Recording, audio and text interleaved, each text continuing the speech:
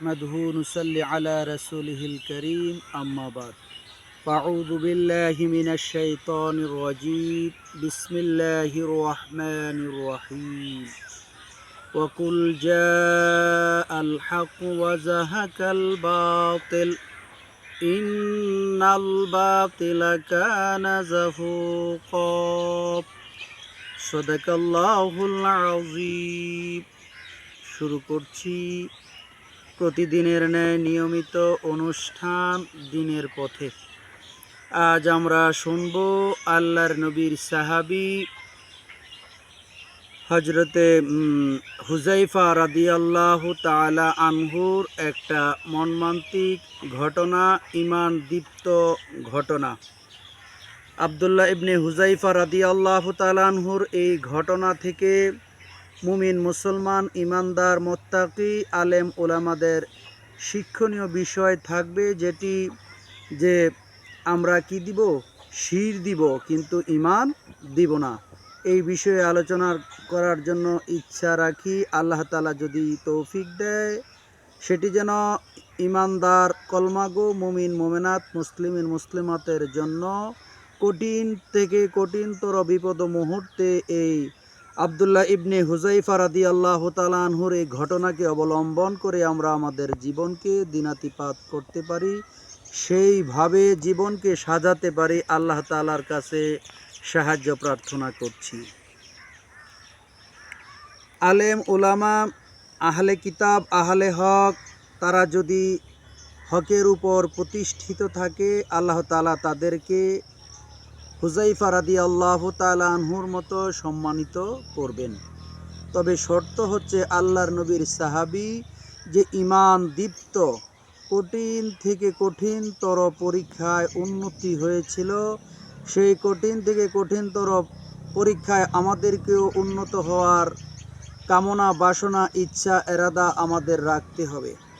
কারণ আল্লাহ তাআলা ওই ব্যক্তিকেই সহযোগিতা করেন যিনি আল্লাহর উপর তাওয়াক্কুল করে সামনে বাড়েন। যেমনটি হযরত ইউসুফ আলাইহিস সালাতু ওয়াস সালামের ক্ষেত্রে হয়েছিল। তার দায়িত্ব ছিল বেরিয়ে যাওয়ার, এরাদা রাখা, ইচ্ছা পোষণ করা, আর তাওয়াক্কুল ছিল আল্লাহর উপর। ঠিক এমনিভাবে হযরত মূসা আলাইহিস সালাতু ওয়াস সালামের সামনে যখন তার দলবল নিয়ে যাচ্ছিল, চতুর্দিকে কাফের মুশরিকরা, বেঈমানরা তাকে ঘিরে ফেলেছিল। সামনে হলো নীলনদ।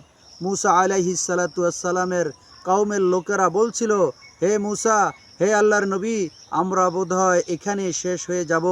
আল্লাহর নবী মূসা আলাইহিস সালাতু ওয়াস সালামের দীপ্ত ঈমান ছিল আল্লাহর প্রতি অটুট, বলেছিল সামনে অগ্রসর হও, আল্লাহ আমাকে রাস্তা দেখাবেন।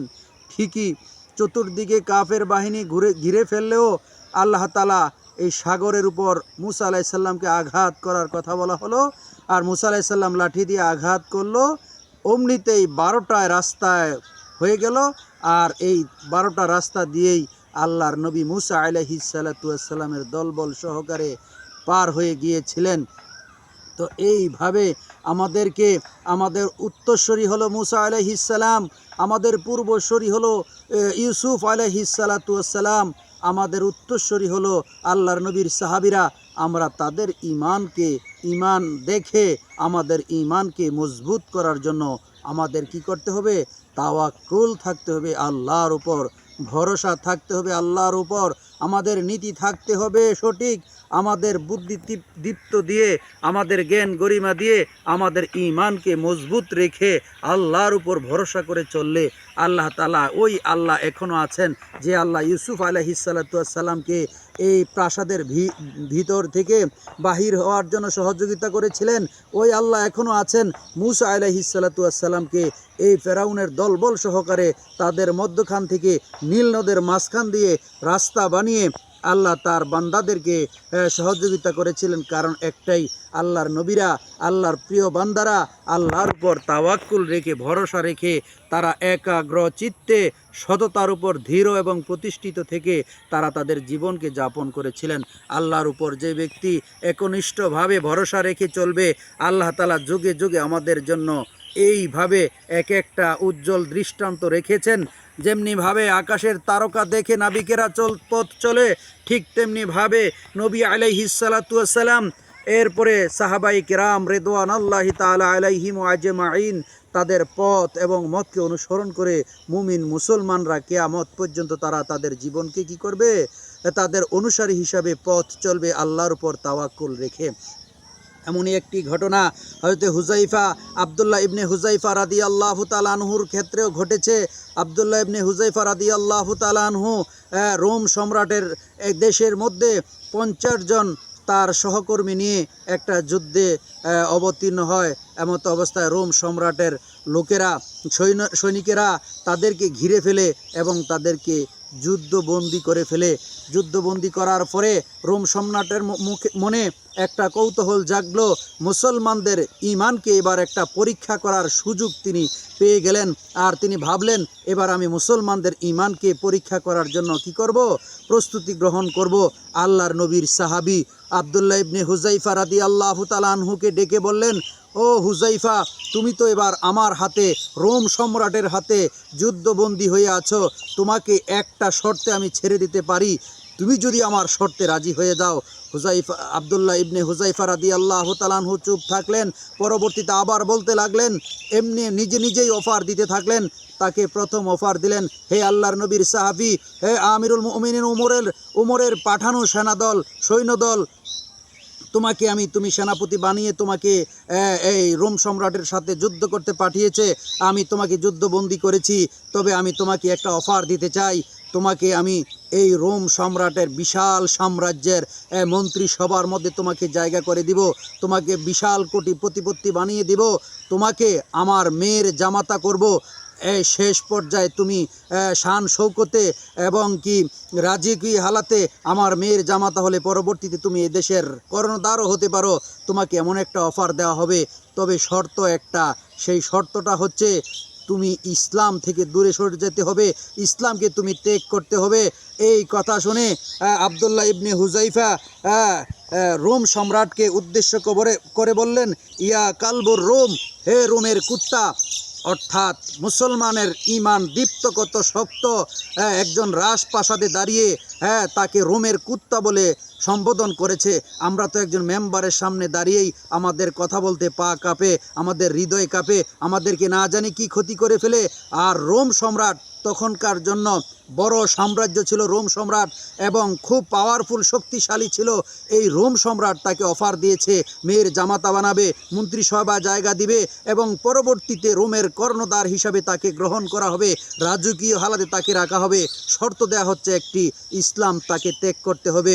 আর এই রোম সাম্রাজ্যের মধ্যে রাজপ্রাসাদে দাঁড়িয়ে ইয়া কালবুর রোম বলে, রোমের কুত্তা বলে তাকে সম্বোধন করেছে। আর বলছে, মুসলমানদের ঈমান এত সস্তা নয়, হে রোমের কুত্তা, তুমি কি ভেবেছ তোমার এই অফারে মুসলমান আল্লাহর নবীর সাহাবী আমিরুল মুমিনিন ওমরে ফারুক রাদিয়াল্লাহু তাআলা আনহুর সেনাদল গলে যাবে? তুমি এমনটা ভেবে নিয়েছো, এটা তোমার ভুল ধারণা। তুমি বোকার স্বর্গে বাস করছো, মুসলমানের ঈমান নিয়ে তুমি খেলা করতে চাইছো। মুসলমানের ঈমান এত সস্তা নয়। মুসলমান মরতে জানে, হারতে জানে না। তারা জানে মরলে শাহাদাত বরণ করবে, বাঁচলে পৃথিবীতে গাজী হিসাবে বেঁচে থাকবে।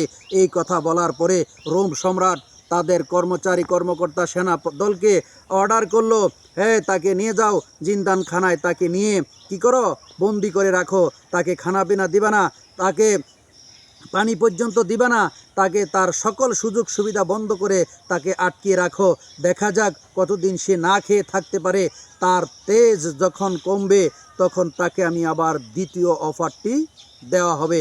তখন তার পিছনে একজন ডাক্তার নিয়োগ করা হলো। ডাক্তারকে বলা হলো যে দেখবেন সে যতদিন কি করে দেখবেন যে তার শরীরের মধ্যে কিছু খাবার দিলে, যতক্ষণ না দিলে সে বেঁচে থাকবে ততক্ষণ খাবার দেওয়া হবে না। যতক্ষণ দেখবেন যে যতদিন তাকে জেলের ভিতরে রাখলে তার শরীরের অবস্থা কন্ডিশন দেখে তাকে এমন খাবার দিবেন, সেই খাবারটা হবে শুয়োরের গোশত দিবে মুসলমানদের খাবার, আর মদ মিশানো পানি দিবে তাকে পিপাসা নিবারণের জন্য। তাকে কয়েকদিন বন্দি রাখার পরে ওই ডাক্তার যখন পরীক্ষা করলো, নিরীক্ষা করে দেখলো তার শরীর তার শরীর জীবন একেবারে জীবন সায়ান্ন শেষ হয়ে যাচ্ছে, তাকে যদি এক্ষুনি খাবার দেওয়া না হয় তাহলে তার মৃত্যুটা অনিবার্য হয়ে যাবে। তার ডাক্তারের প্রেসক্রিপশান অনুযায়ী এই আবদুল্লাহ ইবনে হুজাইফা রাদিয়াল্লাহু তাআলা আনহুর সামনে শুয়োরের গোশত এবং মদ মিশানো পানি এনে দিল। আবদুল্লাহ ইবনে হুজাইফা রাদিয়াল্লাহু তাআলা আনহু তেজদীপ্ত ঈমান নিয়ে তিনি বললেন, হারাম খাওয়ার চেয়ে না খেয়ে মরে যাওয়া বালা আফজালু শাহাদাত, অর্থাৎ না খেয়ে এই সময় যদি আমি মৃত্যুবরণ করি তাহলে এটা হবে আমার জন্য উত্তম শাহাদাত বরণকারী। কারণ এখানে একটা মাসাআলা রয়েছে মুসলমানদের জন্য। যদি মুসলমান এমন কোনো শহরে যায় যে শহরে যে দেখে হালাল খানা কোনো নেই, তো তার জীবন বাঁচানোর জন্য অতটুকু হারাম গ্রহণ করতে পারবে, যতটুকু হারাম গ্রহণ করলে তার জীবনটা প্রাণটা বেঁচে যাবে অতটুকু হারাম সে খেতে পারবে। পেট পুরে নয়, তৃপ্তি করে সে খেতে পারবে না, অতটুকু শুয়োরের গোশত হোক বা হারাম কিছু জিনিসও খেতে পারবে। তো এখানে আবদুল্লাহ ইবনে হুজাইফা রাদিয়াল্লাহু তাআলা আনহু এই মাসালার দিকে খেয়াল করেও তিনি ভাবলেন এটা হলো জীবন বাঁচার প্রশ্ন, যে যদি আমি হারাম খেলে জীবন বাঁচাতে পারবো। যদি আমি এখানে হারাম খেয়ে জীবন বাঁচাই তাহলে রোম সম্রাট ধরে নেবে মুসলমান হয়তো এমনই বিপদে পড়লে হারাম গ্রহণ করে। এই হারাম তিনি গ্রহণ করলেন না, তিনি বললেন এটা হলো আমার ঈমানের পরীক্ষা, আমি এই খাবার গ্রহণ করব না। তিনি লাথি মেরে মদ মেশানো পানি এবং শুয়োরের গোশত একেবারে ছারখার করে দিলেন।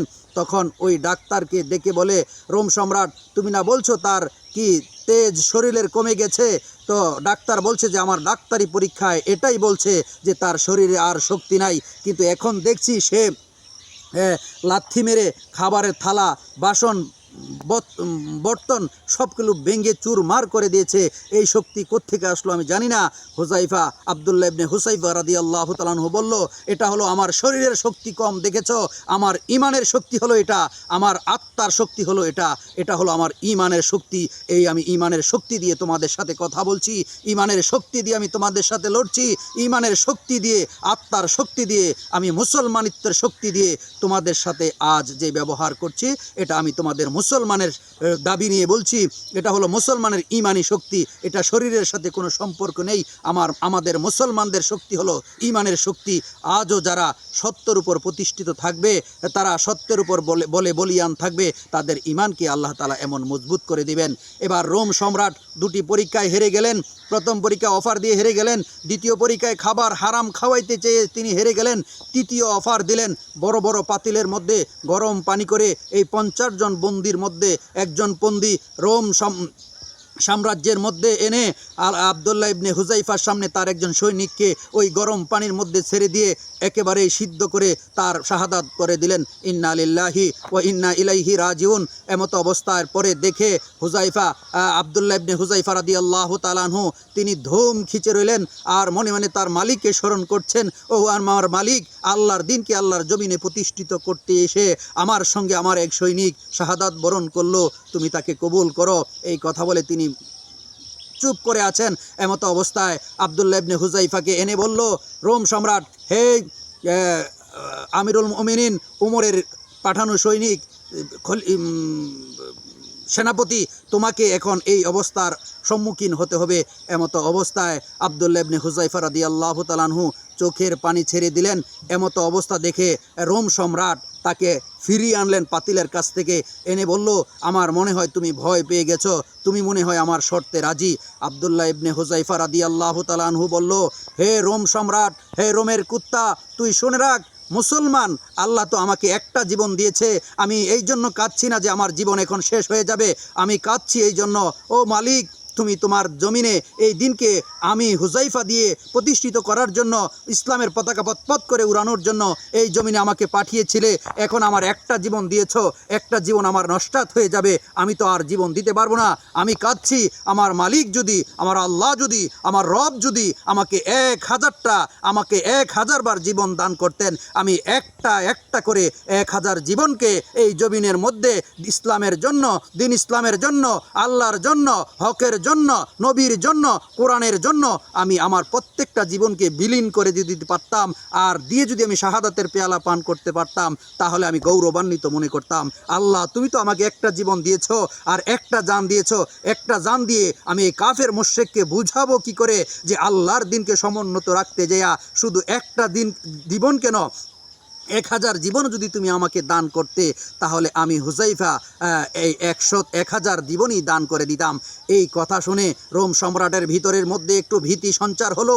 আরে এত বড় ভয়ের বিষয়, সে একটু ভীত হচ্ছে না। এই আমার ভয় দেখানোর ভীতা সে নয়, তাহলে এটা মনে হয় মানুষ না অন্য কেউ।